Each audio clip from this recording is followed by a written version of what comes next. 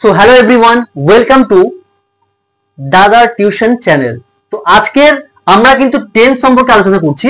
তো টেন্সের 3 নম্বর ভাগ হচ্ছে পারফেক্ট টেন্স। আমরা কিন্তু আগের দুটো ভিডিওতে কিন্তু সিম্পল আর মানে ইনডিফিনাইট আর ওইদিকে রয়েছে আমাদের কন্টিনিউয়াস টেন্স সম্পর্কে আমরা আগের দুটো ভিডিওতে আলোচনা করে ফেলেছি। তোমরা কিন্তু আগের দুটো ভিডিও ভিজিট করে নেবে, ভালো করে দেখে রাখবে। এখন কিন্তু আমরা আলোচনা করছি টেন্সের 3rd নম্বর পারফেক্ট টেন্স সম্পর্কে। পারফেক্ট টেন্সের সমস্ত ফরম্যাট, সমস্ত ছক কিন্তু আমরা এখানেই বলে দেব। শুধু ছকগুলো একটু মাথায় রাখবে, তবেই তোমরা কিন্তু পারফেক্ট টেন্সের A to Z সবকিছু করতে পারবে, সমস্যা হবে না।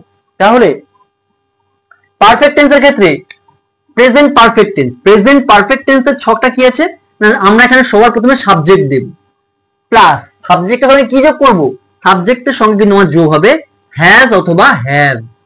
একটা জিনিস মাথায় রাখবে, প্লাস কি যোগ করব, ভার্বের 3rd নম্বর রূপ মানে V3 from, past participle form যোগ করব, ঠিক আছে, প্লাস অবজেক্ট, প্লাস অবজেক্ট, আর কিচ্ছু করতে হবে না। তাহলে কি, প্রেজেন্ট পারফেক্ট টেন্সের subject plus has have plus V3 from, ভার্বের 3rd রূপ মানে পাস্ট পার্টিসিপল ফ্রম আর অবজেক্ট। তাহলে এখানে আমরা এক্সাম্পল যদি একটা দিই, তাহলে কি আমরা সেই আগেটা দিয়ে করব, আই কি হবে, আই হ্যাভ, কি লিখবো, V3 মানে ইট ছিল আমার, ইটের 3rd নম্বর ফর্ম কি, ইট থেকে হয় ইটেন, তাই তো, ইট এট ইটেন, তাহলে আমরা ইটেন দিচ্ছি এখান থেকে। তাহলে কি দেবো, eaten, I have eaten, object কি আছে, rice, I have eaten rice. ব্যাস কমপ্লিট হয়ে গেল আমার প্রেজেন্ট ফর্ম। নেক্সট কি আছে, পাস্ট ফর্ম। পাস্ট ফর্ম আমরা কি লিখতে পারি, প্রেজেন্ট পারফেক্ট টেন্সের পরে আমরা করছি পাস্ট পারফেক্ট টেন্স। তাহলে পাস্ট পারফেক্ট টেন্সের ক্ষেত্রে কি লিখবো, সাবজেক্ট প্লাস এখানে আমরা কি দেব, হ্যাড দেব, হ্যাড, এখানে শুধু হ্যাডই যুক্ত হবে।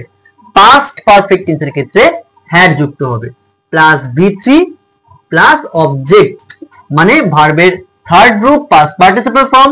তাহলে আমরা এক্সাম্পলে কি দিতে পারি, এক্সাম্পলে আমরা দিতে পারবো I had eaten rice, I had eaten rice। তাহলে আমরা পাস্ট পারফেক্ট টেন্সের কিন্তু ছকটা এখানেই করে নিয়েছি, ভালো করে দেখে রাখো।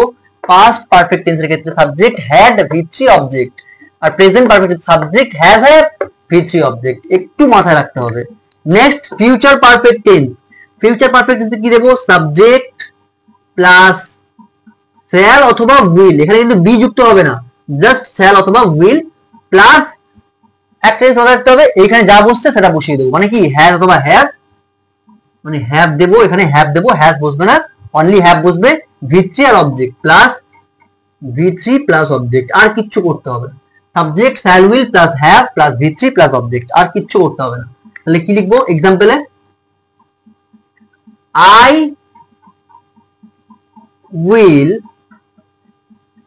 I will have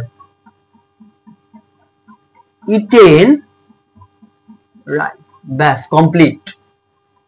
I subject I, shall will থেকে will, তারপরে have আছে have বসিয়েছি, V3 eaten, অবজেক্ট রাইস, ব্যাস কমপ্লিট। প্রেজেন্ট পারফেক্ট টেন্সের ছক পুরোপুরি কমপ্লিট। প্রেজেন্ট টেন্সের ক্ষেত্রে কি বসবে, হ্যাজ হ্যাভ যুক্ত হবে V3 অবজেক্ট সাবজেক্টের পরে। পাস্ট টেন্সের ক্ষেত্রে কি হবে, সাবজেক্ট হ্যাড V3 অবজেক্ট মানে ভার্বের 3rd নম্বর রূপ। ফিউচার ক্ষেত্রে কি হবে, subject shall will plus have plus V3 plus object, আর কিচ্ছু করতে হবে না। এই ছকটাই শুধু ভালো করে তোমরা মাথার মধ্যে সেট করে রাখবে, ব্যাস। তোমরা যে কোনো স্টোরি, যে কোনো প্যারাগ্রাফ, যে কোনো লেটার, যে কোনো রাইটিং সবকিছু এর মধ্যে করতে পারবে, একটু শুধু ভালো করে প্র্যাকটিস করে রাখতে হবে।